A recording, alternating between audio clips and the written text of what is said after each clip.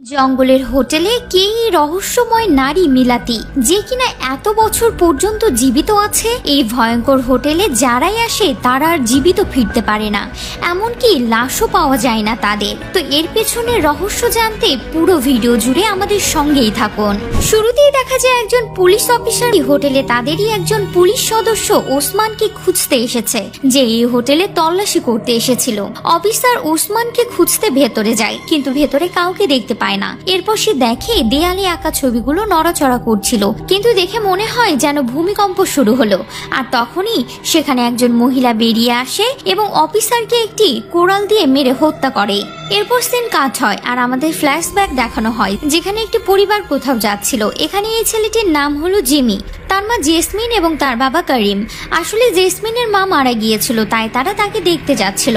এরপর তারা অনেক দূর যাত্রা করে লুজম্যান মিলাতি হোটেলে যায়, কারণ তারা আজ রাতটা এখানে কাটাবে। সকালে তারা আবার রওনা হবে। কারিম এখানে তাদের জন্য একটা রুম ভাড়া করে নেয়। তখন তার ছেলে জিমি যেন কিছু দেখে ভয় পাচ্ছে, কারণ দেয়ালে টাঙ্গানো পেন্টিং গুলো দেখতে ভয়ঙ্কর ছিল। এরপর রিসেপশনে থাকা গোলক নামক লোকটি বলে, আপনাদের রুমে প্রবেশ করার আগে এই লুজম্যান হোটেলের মালিক মিলাতির সাথে কথা বলতে যেতে হবে। এরপর মিলাতির সাথে কথা বলার পর তারা যখন রুমের দিকে যাচ্ছিল, তখন দেয়ালে নানান ধরনের অদ্ভুত পেন্টিং দেখতে পায়, যেগুলো নড়াচড়া করছিল। এরপর তারা রুমে প্রবেশ করে। এদিকে গোলক একটা মুরগি এক কোপে কেটে ফেলে, যা দেখে মনে হচ্ছে অদৃশ্য কাউকে সন্তুষ্ট রাখার চেষ্টা করছে। এরপর হঠাৎ জিমির ঘুম ভেঙে যায়, তার মনে হয় কেউ তাকে ডাক দিল। তখনই তার নারীর মতো দেখতে একটা ভয়ঙ্কর বুড়ি তার সামনে আসে এবং তাকে বলে, তোমরা সবাই আমার মৃত্যুর জন্য অপেক্ষা করছিলে, এখন তোমাদের সবাইকে এর ফল ভোগ করতে হবে। এরই মধ্যে জিমির মায়ের ঘুম ভেঙে যায় আর দেখে জিমি বিছানায় নেই। সে তাকে খুঁজতে শুরু করে, কিন্তু কোথাও খুঁজে পায় না। তখনই হুট করে রুমের দরজা বন্ধ হয়ে যায়। তখনই জাসমিন দরজার ফাঁক দিয়ে দেখতে পায় জিমি ভেতরেই আছে আর একটি চুরি দিয়ে তার বাবাকে মারতে যাচ্ছে। জেসমিন তখন চিৎকার করে জিমিকে থামতে বলে, কিন্তু ভেতরে একটা বুড়িকে দেখা যায় এবং বুড়িটা জানায় তোমার ছেলে তোমার কথা শুনতে পাচ্ছে না, মানে সে জিমিকে বশীভূত করে দিয়েছে। এরপর জাসমিনের চোখের সামনে জিমি তার বাবাকে কুপিয়ে মেরে ফেলে। এরপর দরজা খুলে যায়। জেসমিন ভেতরে গিয়ে দেখে কারিম মারা গেছে। তখনই জানালার কাছে ভয়ঙ্কর বুড়িটাকে দেখা যায়, আর এই বুড়িটা জেসমিনের মা, যে আজকে মারা গেছে। মানে ভয়ঙ্কর এই জিনিসটা জেসমিনকে মায়াজালে আটকে নিয়েছে। জেসমিন তখন সেই বুড়িকে মারতে যায় এবং বুড়িকে ধরতে গিয়ে জেসমিন ওপর থেকে নিচে পড়ে যায়, যার ফলে সেও মারা যায়। পরের দিন সকালে মিলাতি এবং গোলককে দেখা যায়। এরপর মিলাতি গোলককে লাশগুলো পুড়িয়ে ফেলতে বলে। এরপর আমাদের আবার ফ্ল্যাশব্যাক দেখানো হয়, যেখানে 1887 সাল দেখানো হয়, যা প্রায় 100 বছর পূর্বের ঘটনা, যখন মিলাতি বাবা যুদ্ধে মারা যায়। এজন্য তারা মারাত্মক অসহায় হয়ে পড়ে।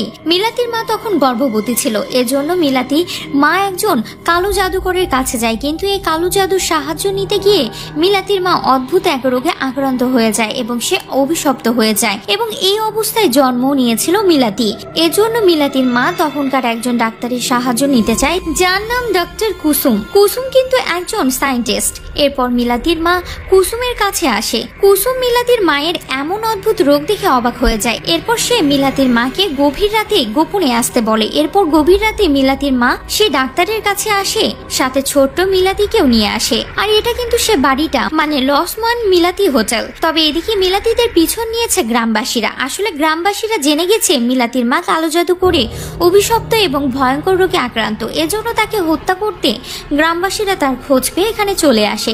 এদিকে মিলাতি এবং তার মা ডাক্তার কুসুম বাড়িতে এসে দরজা খুলতে বললে কুসুমের ছেলে দরজা খুলে না। আর তখন গ্রামবাসীরা এসে মিলাতির মাকে এবং মিলাতিকে গলায় ফাঁসি দিয়ে ঝুলিয়ে দেয়। এসবই দূর থেকে দেখছিল মিলাতির একটা মেয়ে বন্ধু, আর ঘরের ভেতর থেকে কুসুমের ছেলে এসব কিছু দেখছিল। এরপর ঘটনা আবার বর্তমানে চলে আসে। পরের দিন সকালে দেখা যায় দুজন লোক লুজম্যান মিলাতি হোটেলের সামনে এসে কথা বলছিল। আসলে এই দুইজন হলো চোর, আর এরা এই হোটেলটি চুরি করার প্ল্যান করছিল। তারা বলা বলি করছিল এই বাড়িটা নাকি ভুতুড়ে। এরপর রাতে সিন দেখানো হয়, যেখানে একটি কাপল এই হোটেলে আসে। এরপর তারা একটা রুম নেয়, আর গোলক জানাই রুমে প্রবেশ করার আগে অবশ্যই এই হোটেলের মালিক মিলাতির সাথে দেখা করতে হবে। এভাবে তাদের দুজনকে মিলাতির সাথে দেখা করানো হয়। এরপর এরা মিলাতির কথায় বিরক্ত হয়ে তাদের রুমে চলে যায়। এরপর আবারও 1990 সালের সিন দেখানো হয়, যেখানে মিলাতির বন্ধু মিলাতিকে বাঁচানোর চেষ্টা করে। সে তাকে ফাঁসি থেকে নামিয়ে আনে। মিলাতি তখনও মারা যায়নি, তবে তার মা মারা গেছে।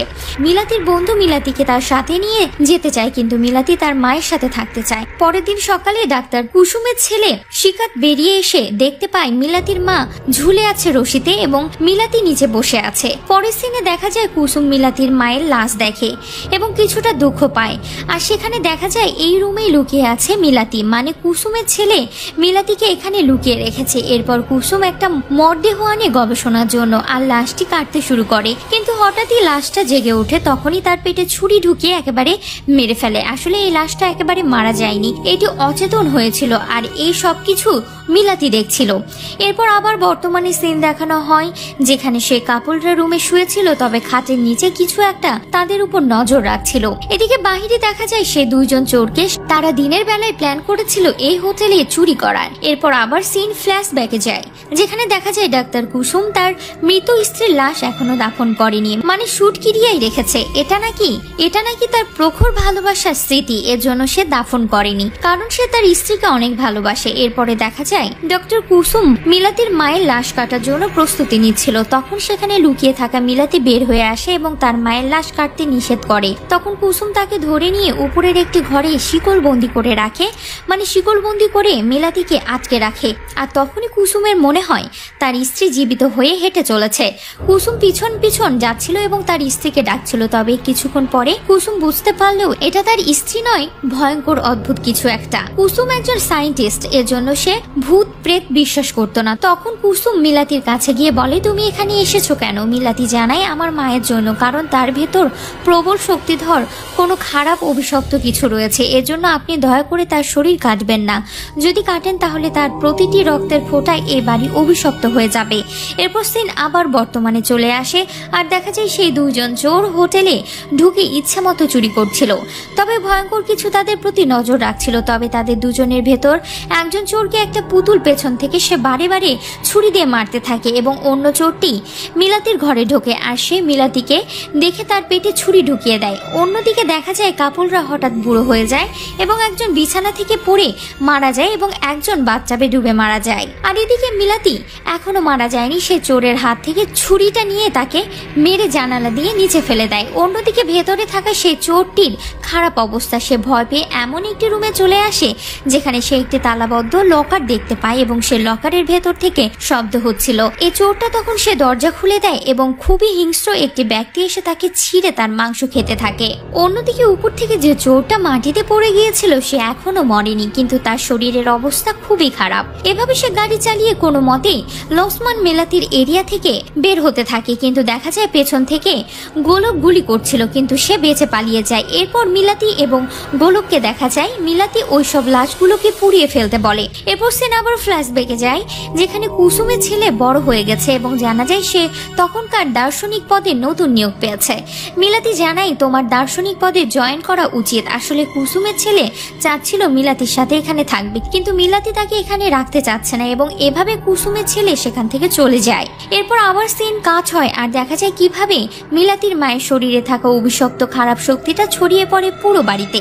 দেখা যায় ডক্টর কুসুম মিলাতির কথা অমান্য করে মিলাতির মায়ের লাশ কাটতে শুরু করে, তার সাথে ছেলেও আছে। এভাবে যখনই পেট কাটা হয় তখন কালো রক্ত বের হয় যার খুবই দুর্গন্ধ এবং রক্ত কিন্তু মাটিতে ছড়িয়ে পড়ে আর এভাবে ভেতরে থাকা অভিশপ্ত জিনিসটা ছড়িয়ে পড়ে পুরো বাড়িতে। অন্যদিকে মিলাতিকে দেখে মনে হচ্ছে তার ভেতর যেন অশুভ কিছু শক্তির আনাগোনা শুরু হয়ে যায়। আর তার মায়ের মারাত্মক ভয়ঙ্কর পরিস্থিতি দেখে ডাক্তার কুসুম এবং তার ছেলে দৌড়ে বাড়ির বাহিরে বের হয়ে যায়। কুসুমের ছেলে আগে একা দৌড়ে পালিয়ে যায়, কিন্তু কুসুম যেন সামনে আগাতেই পারছিল না, মনে হচ্ছে অদৃশ্য কোনো শক্তি তাকে পিছন থেকে টানছে, মানে কুসুমকে ঘরের ভেতর টানছে।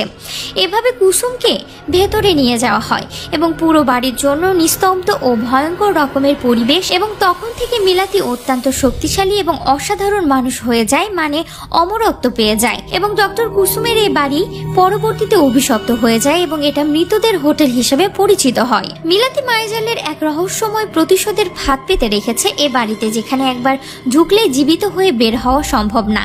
এবার দেখা যায় পরের দিন সকালে হাইওয়ের পাশে একটা গাড়ি দুর্ঘটনা দেখা যায়, যেখানে মরে পড়ে আছে সে চোরটা, যে চোরটা গত রাতে লুসম্যান মিলাতি থেকে বেঁচে পালিয়ে আসতে পেরেছিল। তখনই সেখানে পুলিশ আসে আর তারা চোরটাকে দেখে বুঝতে পারে সে লসম্যান হোটেলের দিক থেকে এসেছিল। আর এ হলো সে ওসমান নামক পুলিশ অফিসার, যাকে শুরুতে একজন পুলিশ লসম্যান হোটেলে খুঁজতে এসেছিল এবং তাকেও ভয়ঙ্করভাবে হত্যা করা হয়েছিল। এরপর দেখা যায় মিলাতি ও গোলক বেসমেন্টে আসে এবং মৃত লাশগুলোকে পুরানো হয়। তখন মিলাতি অদ্ভুত একটা জিনিস লক্ষ্য করে, ওই যে একটা চোরকে তখন যে হিংস্রভাবে একটা লোক ছিঁড়ে ফেললো, সেই লাশটা দেখে মিলাতি অবাক হয়ে যায়, কারণ একে তাদের কোনো অভিশপ্ত আত্মায় মারেনি, তাহলে মারলো কে? তখনই মিলাতি তালাবদ্ধ সেই গর্তটা দেখে, যার ভেতরে কেউ নেই। আসলে সেই হিংস্র লোকটি ছিল ডক্টর কুসুম। বহু বছর আগে এই বাড়িটি অভিশপ্ত হওয়ার পর এই অদ্ভুত শক্তি তাকে টেনে নিয়ে এই লকারের মধ্যে বন্দি করে দেয়, আর এত বছর সে এই লকারের ভেতরেই ছিল। মিলাতি তখন কল্পনা করে যে কুসুম এতদিন কিভাবে না খেয়ে বেঁচেছিল। আসলে কুসুম ইঁদুর এবং পোকামাকড় খেয়ে কোনো মতে বেঁচেছিল। সেদিন রাতে চোর তাকে মুক্ত করে দেয় এবং কুসুম মুক্ত হয়ে যায় বহুকাল পর, এবং হয়তো সে বাড়ির কোথাও লুকিয়ে আছে বা কোথাও চলে গেছে, যেটা রহস্যময় থেকে যায় এই মুভিতে। এবং সবশেষ মিলাতি কুসুমকে উদ্দেশ্য করে এটা বলে যে আমাকে খুঁজে বের করো, তুমি জানো আমি কোথায় আছি। এবং গভীর এই রহস্যের ভেতরে শেষ হয় এই মুভির প্রথম পার্টের গল্প। তো এই মুভির দ্বিতীয় পার্ট দেখতে চাইলে অবশ্যই কমেন্ট করে জানাবেন।